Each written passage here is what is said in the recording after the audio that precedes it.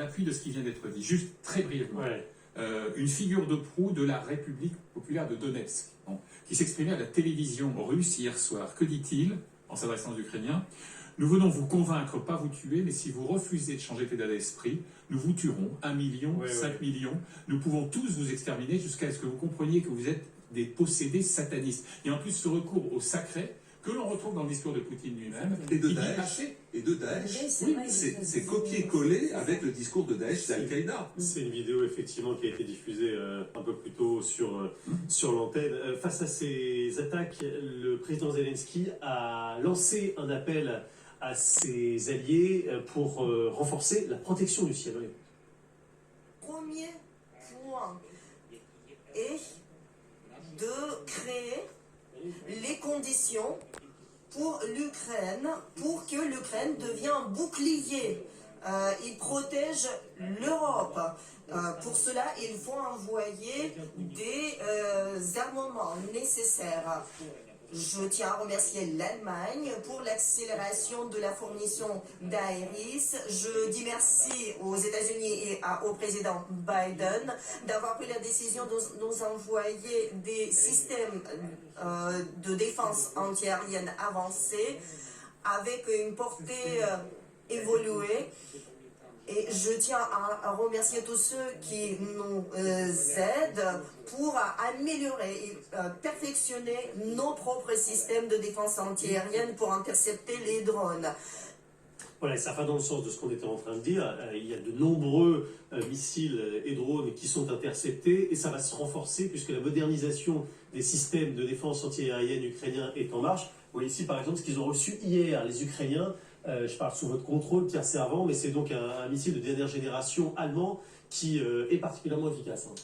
Oui, effectivement. Il faut comprendre qu'une bulle de sécurité aérienne, vous avez ce qui a déjà été fourni à l'Ukraine, je pense au modèle français dont le nom est en train de m'échapper, qui peut couvrir une distance d'une dizaine de kilomètres. Donc ça peut frapper des hélicoptères ou des avions qui sont à relativement basse altitude, le nom va me revenir. Après 40 km, et puis par exemple le Mamba, que les Français ont mis en Roumanie, pour créer une bulle de sécurité en Roumanie, effectivement les Ukrainiens demandent aussi des systèmes solaires de type Mamba, qui portent à 80, 100 km, 150 km. Sauf que les Français n'ont déjà pas assez pour eux. Alors voilà, mais d'autres pays pourraient fournir. Donc l'idée c'est quoi? C'est d'avoir les radars de détection qui vous permettent de faire l'acquisition de l'avion ou du missile le plus loin possible, parce que c'est cette acquisition précoce qui va permettre après le radar de donner les coordonnées aux missiles anti-missiles ou aux missiles de défense aérienne qui va pouvoir, si vous voulez, faire l'acquisition d'un vecteur aérien, d'un aéronef. Il faut surtout des radars surpuissants, quoi. Ouais, il faut des radars surpuissants qui soient couplés à ces différents systèmes. Alors, vous avez des systèmes, comment dirais-je, qui peuvent être tirés par un seul homme. Après, on rentre dans des systèmes beaucoup plus lourds. Il faut se rappeler, par exemple, que les séparatistes, les sécessionnistes pro-russes ukrainiens, quand ils ont abattu l'avion de ligne Malaysian Airlines, 2017... non, c'était 2014. Oui, je crois que c'était effectivement dans la foulée de la... Bon, autant que j'ai un doute.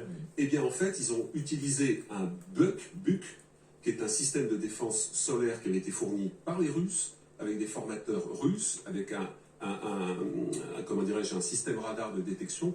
Et le BUK a la particularité, si vous voulez, quand il a repéré l'avion qu'il veut détruire, il ne le frappe pas à l'arrière sur les tuyères qui dégagent de la chaleur, il longe l'avion, il va devant le cockpit et il explose devant le cockpit. Donc il détruit la cellule et puis les pilotes et copilotes qui se trouvent dedans, et donc l'avion ne peut absolument pas s'en tirer. Donc c'est ça ce que les sécessionnistes avaient utilisé. Les Russes en ont, ils ont des systèmes S-300, S-400, et donc le président Volodymyr Zelensky est tout à fait légitime à demander à monter ça. On se rappelle pendant la guerre Patriote, etc. C'est ça, les missiles patriotes américains, les Américains qui vont aussi livrer deux systèmes qui sont encore plus performants. Ce sont les systèmes qui protègent même la ville de Washington. Ce sont les missiles antimissiles qu'on va voir dans quelques instants normalement contre une portée de 180 km. Voilà les systèmes NASAMS, pratiquement 150 km de portée. Ça c'est la Rolls, hein, Vincent. jeu. Oui, absolument. Juste un petit rappel historique, c'était en juillet 2014, hein, le Boeing 2014, de la malaisienne qui reliait Amsterdam à Kuala Lumpur. Alors, il y a un exemple qui, à mon avis, est très éloquent. C'est celui des drones qui, de fait, ont créé une forme de psychose.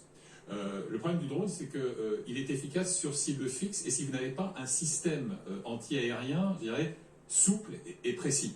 C'est ce dont les Ukrainiens sont en train de se doter. Parce qu'il y a d'autres manières de troubler l'œuvre de mort d'un drone. On peut essayer de brouiller les coordonnées GPS, c'est pas facile. On peut utiliser ce qu'on appelle des manpads, c'est-à-dire des lance-missiles solaires à l'épaule, hein, les types Stinger ou les SA russes, etc.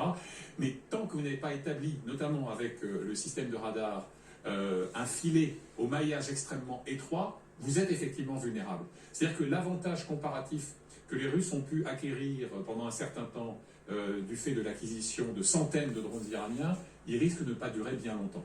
Il y a sur